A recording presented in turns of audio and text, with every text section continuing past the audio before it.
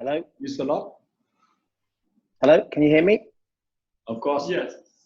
Yeah, good, good. Right, well, first of all, thank you for inviting me to speak. And I follow an illustrious set of speakers, so I hope I will do justice and be as good as them. So this is, I haven't had time to put a presentation together, but hopefully what I will have to say will be of interest. What I would like to do is cover 3 points, essentially, as far as the UK position. I'm an English lawyer. We do have Scottish lawyers as well, but I'm an English lawyer, but I'll talk about the UK perspective. We have the common law position, and I'm very grateful to Kelvin for providing a very good summary of a common law system, so I don't need to cover that. And I will also talk about the contracts that we use, and I will also touch on some of the major legislation. Hopefully I'll be able to interweave all of that. But certainly starting off with the well, first of all, some of the biggest problems are obviously what all the speakers have highlighted, high rate of insolvencies, particularly for smaller to medium-sized enterprises, the lifeblood of the industry. Cash flow and payment is also very, very important in order to ensure people stay afloat. On the common law point, what I'd just like to add here is that sort of in the UK, what we do have is essentially a chain of liability, but overarching all of that is the English position that parties have a freedom to contract on whatever terms they are happy to agree to. There are certain safeguards by way of statute and certainly by way of the law relating to our equity to try and impose some fairness into the system. But parties are free to contract, and I accept, I think it was one of the speakers was talking about, our first speaker, is it Tony? I've got Tony down as saying subcontractors often have to just accept what they're given. And certainly in the UK, under the Unfair Contract Terms Act, there are some protections for people who have to accept certain conditions that happen to be unfair. That whilst there may be a chain of liability, certainly what the law doesn't allow, and we look at the contractual chain, we'll put it simplistically, the employer, the contractor, and the subcontractor, all the payments flow down through that chain of liability.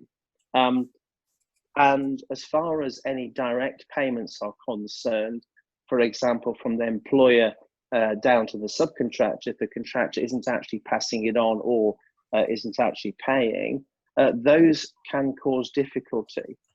I'm intrigued by Radek's joint and several liability, but certainly as far as in the law in England is concerned, direct payments would offend or could offend what we call the pari passu rule under the insolvency legislation. So to obtain direct payments from employers, especially when they've already paid the main contractor, is very difficult. And also, even if they haven't paid the main contractor, because the main contractor can still claim for the monies that were due to them. So as far as the direct payments are concerned, that's a difficulty. There are other mechanisms within the common law which are available, but certainly as far as the position at common law is concerned, the law doesn't consider non-payment to be a material breach sufficient enough to suspend works and or terminate the contract. So the subcontractors or even the contractors are in very difficult positions here. How do we deal with these? Well, we do have two main standard forms of contract in form of the JCT, the Joint Contracts Tribunal, and the NEC form of contract, the new engineering contract. Not so new, it's been in for quite a while now, but certainly they have similar types of approaches.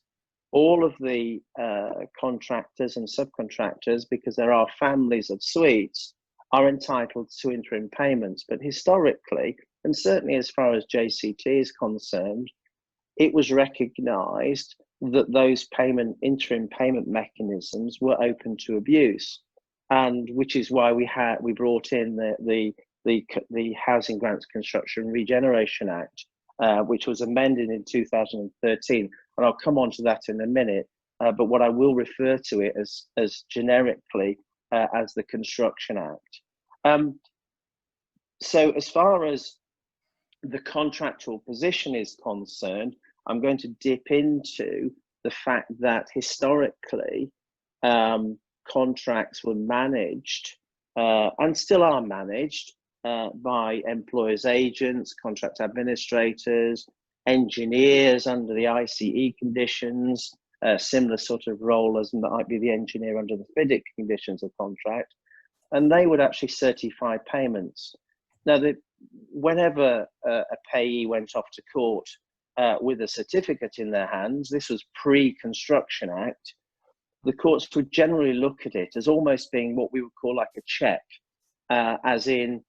almost as if the courts are saying, well, look, we've had this assessment made by an independent person, therefore, Mr. Payer, you should pay, whether that is the contractor or whether that be the employer to the contractor, or whether it be the contractor to the subcontractor. But still, abuse abounded. Within the JCT provisions, there has always been a mechanism, and one of the speakers did touch on retention. There has always been a mechanism for the retention monies to be set aside in a trust account. And not only that, to be held on trust, and for the payee to request that monies be set aside in a separate bank account. But the freedom to contract stipulates that the clients regularly delete that provision anyway. So there's no actual trust mechanism there, usually on some of the more sophisticated contracts. When it comes to NEC, they do have retention, but it's a bolt-on provision, so it's not by default, but they bolt it on. But, and certainly, you know, the paper that's been circulated relating to the Federation of Piling Subcontractors, they tried to have an agreement between themselves to not have retention included within their subcontracts. Now, from a commercial practical perspective, it was perfectly reasonable, or it could be seen to be perfectly reasonable for piling subcontractors or any of the front-end subcontractors to have no retention, because certainly as far as the piling subcontractors are concerned, they may well have to wait years and years to get their retention released, and subsequently, if there is a problem with the piling itself, it's not just a defects rectification issue, it's much wider than that. So you end up in a full-blown claim. So as far as the early subcontractors are concerned, they tried to collectively agree that they wouldn't accept retention in their contracts.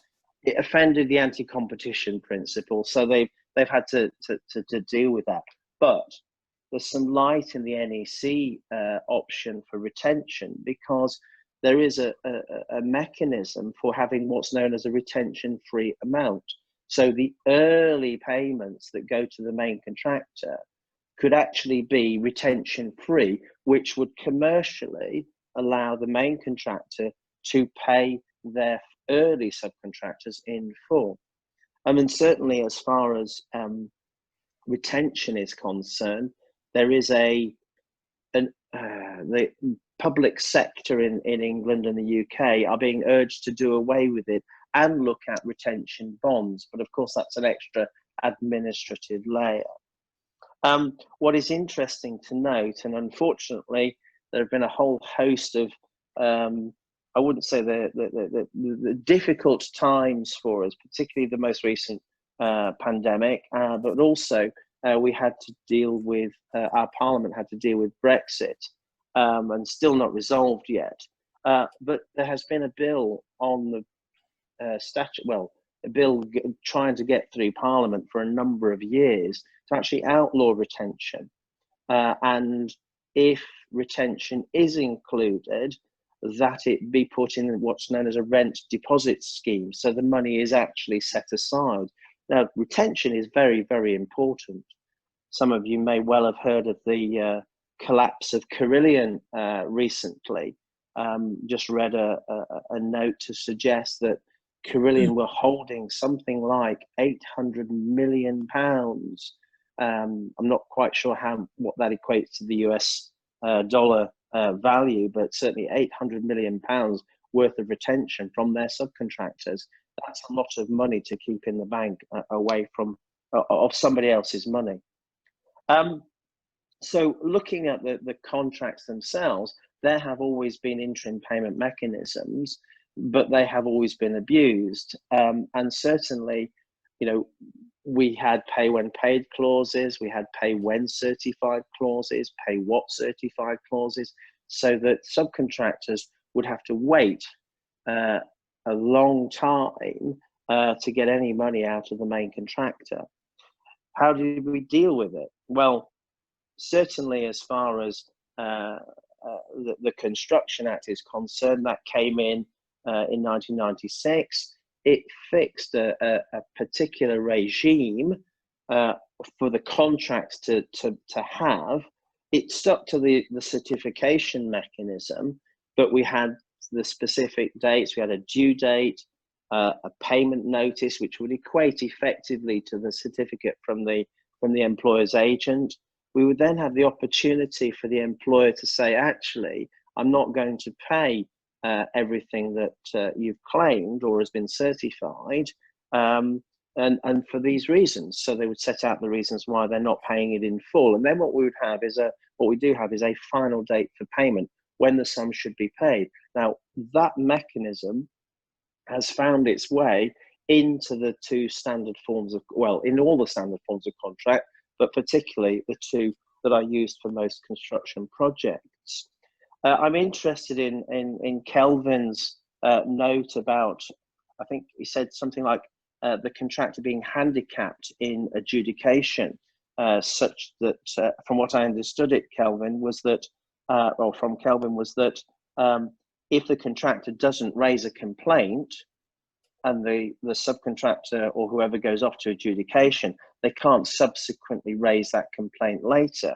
That kind of equates to, and I'm kind of dipping now into our statutory adjudication mechanism very briefly, but when it comes to the payment regime, and our Construction Act is much wider than simply payment. It's any dispute, but where there's a dispute over payment, clearly there are the regime for two notices, payment notices and pay less notices, in between the starting point, which is the due date, and the final date for payment. If there are no notices, payment or pay less, and or the payment notices and or pay less notices are defective, then the payer is effectively handicapped, because what can then happen is the payee, whether that be the contractor or the subcontractor, can go after adjudication and get an award on what we would call a notice adjudication. So if the notices are defective or absent, then whatever the contractor claims or the subcontractor claims from the contractor he gets a decision from the adjudicator, which can then go off to court to enforce and get paid. It crystallizes into it's not payable upon the decision being reached, but the court will turn it into a judgment of the court, and we have an abridged cycle for that. Now, what if the contractor does have a valid complaint against the claim from the subcontractor? Well, the law is clear. We've had a series of decisions in the courts over the past 5 or 6 years, leading to the current position whereby the payer, the contractor, will have to pay, but he can then say, actually, I want to open up this valuation. I want to determine the true value. So the contractor loses, I'm speaking from the subcontractor's perspective, So the contractor loses the first adjudication. He's forced to pay the full amount. He can then go off to adjudication to try and get a rebate or a reimbursement if the adjudicator does decide that the claims that he is making or the complaints that he's making are valid. It's not easy for subcontractors, particularly at the lower end and for the values that they're chasing. So there has been some kind of tendency for subcontractors to not go to adjudication, particularly on the low value types of disputes, largely because adjudication fees are not cheap. So what's happening at the moment is that the Construction Industry Council, which is a collective of all the professional bodies in the UK, have come up with what we call a low value model adjudication procedure. So essentially, we're trying to restrict this low value adjudication to payment disputes. And in a sense, you know, this is perfect timing, because once we've come out of this pandemic, cash is going to be tight, and we're going to see a lot of people chasing money. I think that's at least my view anyway. And so the launch of this low value dispute model adjudication procedure is quite timely, because where the claim value is up to £10,000, which is the, you know, it's not a small sum for some of the smaller contractors. The adjudicator's fee is limited to £2,500. Where the claim value is up to £25,000, then the adjudicator's fee is fixed at £3,500. And where the claim value is up to £50,000, then the adjudicator's fee is restricted to £6,000. And of course, if the subcontractor wins, the payer will be asked to pay the adjudicator's fee anyway. So there's a lot of it, there's provided the subcontractor has a valid claim and can substantiate it, we may see a great success coming from this. TEXA, the Technology and Construction Solicitors Association, also have a similar type of scheme, not a special procedure, but they consider a low value claim to be anything up to £100,000 with a different scale of adjudicator's fee. So we may see more lower value claims for payment coming through. As far as the payment cycles are concerned, there is some interaction between the Construction Act and what we call the Late Payment of Commercial Debts Interest Act, which was recently amended, well, not recently, about 6 or 7 years ago, where the maximum payment cycle for public sector clients is 30 days. The maximum payment cycle, i.e. between what we would call the due date and the final date for payment, for private sector clients is 60 days, but they can have a longer period if they agree in the contract. And the law says if it's not grossly unfair, I'll leave you to decide whether any payment period of more than 60 days for a subcontractor could hardly be considered fair. But so there are some protections, but of course the subcontractors find it very difficult sometimes to rely on their rights. They need help. It's simple as that. And a lot of them certainly need educating, I think, and that's perhaps one of the biggest issues. There is, of course, the right to suspend. I forget which speaker but talked about the rights. I think it might have been Kelvin's. No, it wasn't Kelvin. Spoke about the right to suspend once you've got an adjudication decision.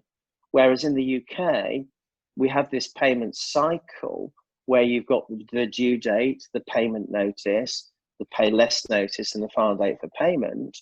If a sum hasn't been paid by the final date for payment, then the payee can give a notice saying, I intend to suspend any or all of my obligations. And that notice has to be in for 7 days. So there's a 7-day notice of suspension. So subcontractors can actually pull the plug quite quickly, but they have to make sure that their right is valid, as in they've not been paid what is due, either notified sum, which is why they need to understand the legislation. Clearly, if they suspend their works without due cause, without the legal right to do so, then they could put themselves in repudiatory breach. But certainly there are some cases where the courts have said, provided the person suspending or whatever they're suspending their performance has a genuine belief they have a right, then they avoid the penalty for allegedly repudiating the contract because it's a genuine belief. How that's shown remains to be seen. So but certainly when it comes to, and I'm now going to come back to the direct payment route, stroke the chain of liability type of route. Now, for some construction projects, particularly commercial projects, what we do is we create contractual links from, say, the subcontractors to the employer, which sort of circles around the main contractor, and it can even go up to the funder as well. So what we can see is, because what those documents do is they establish a link, direct link between the employer and the subcontractor, so that if the contractor becomes insolvent and the subcontractor messes up, they can actually sue them directly in contract for their losses. So that's overcoming this direct chain of liability where everything passes down the line. So we create this extra contract, because if you're not party to a contract, you can't sue or be sued under it. Now, what that does is and I've actually used it in the past with consultants who are struggling to get paid by their contractor, because these collateral warranties have what we call step-in rights.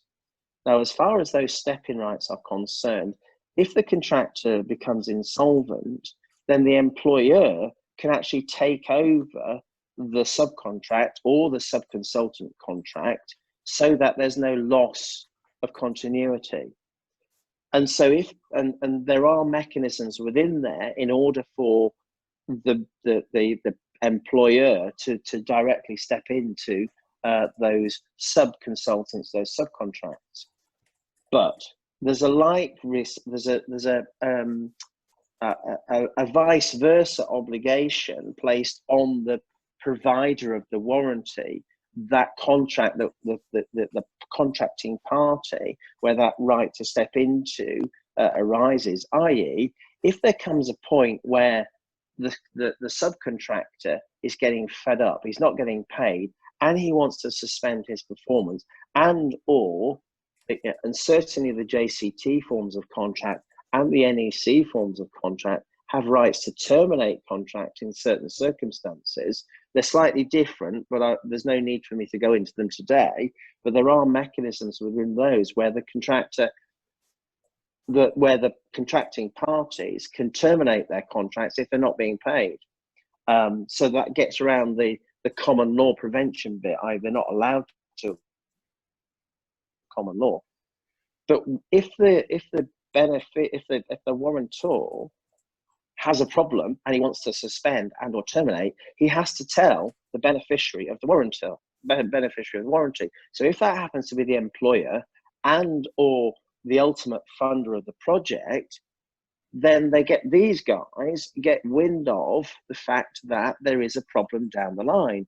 Now, in the interest of the project, and it has worked on a number of occasions, particularly for consultants where they've given notice to the funder saying, look, we're planning on terminate because we've not been paid. The funder says, or the employer says, actually, I've paid the contract to this account. Why aren't they passing on? So then they can put the pressure on. So whilst there's no facility for direct payment, certainly the payers up the line can put pressure on the contractor down the line to make payments to the other people.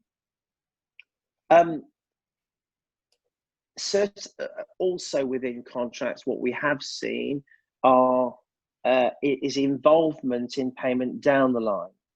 Now I'm talking about pressure where there's a collateral warranty by employers on contractors to make payment to the subcontract supply chain. Some employers look for, I'm not going as far as the Australian certificates, but certainly they look for assurances from, say, the contractor that they have actually paid the last payment before they get paid the next one themselves. So there are some clients who take an interest in making sure their subcontract supply chain are paid. What else have I got? I've talked about the, as far as the whole chain of payment issue, there is an increasing use of what we call project bank accounts. We're steering away from bank guarantees. We're steering away from bonds. We're moving towards having a centralized bank account. And certainly public sector is looking at having a single bank account. So the money doesn't actually go from the employer to the contractor, to the subcontractors, and then to the subcontractors. What it actually does, it goes into a single bank account and everybody gets paid out of that single bank account based on a certificate from whoever is responsible for issuing certificates. Now, it could be the employer's agent under the main contract with the contractor. It could be the project manager if it's an NEC type of contract. It could be a monitoring surveyor type of person on behalf of the funder. But certainly it's that independent person. So the money doesn't actually go into nor held by the contractor. It gets authorized and gets paid to everybody separately. Whether that would have helped with Carillion, I don't know. The project bank account is only of use to anybody who is a party to it. And not everybody is a party to it. We should, if we get to a project where everybody's a party to it, then I think we're in a very good place. Now, both the JCT forms and the NEC forms of contract have inbuilt provisions to have these bank accounts or trust accounts to facilitate that centralized payment.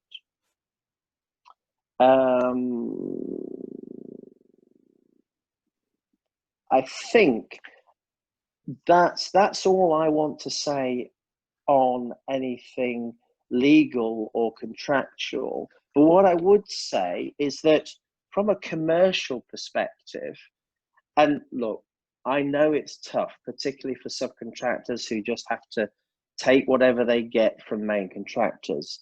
I quite often hear people saying when they're not being paid, well, I have to keep working because this is a good client.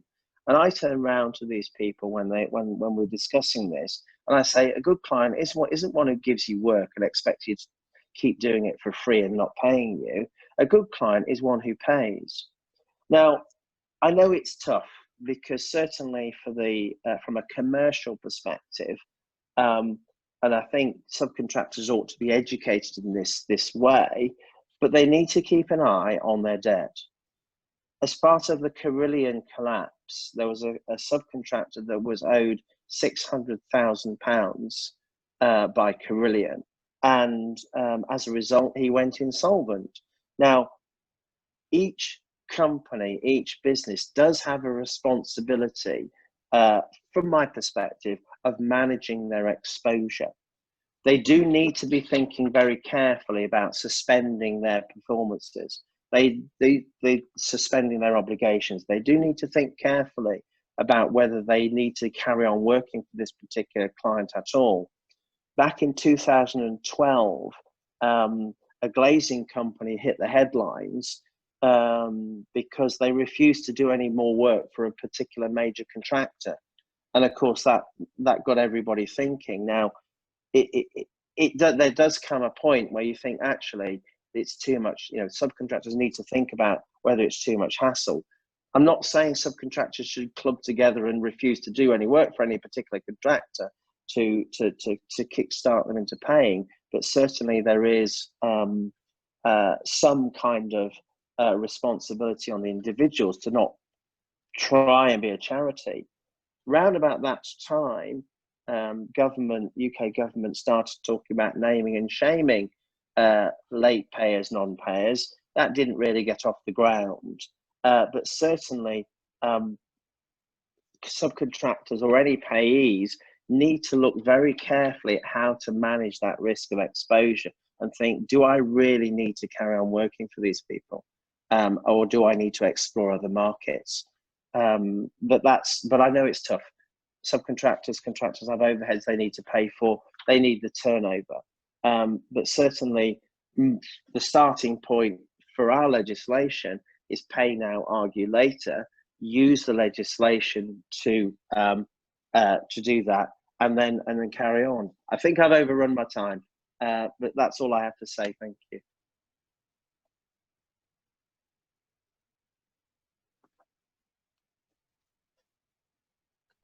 Winner, a very interesting article. I think that we should ask you to stay like half an more hour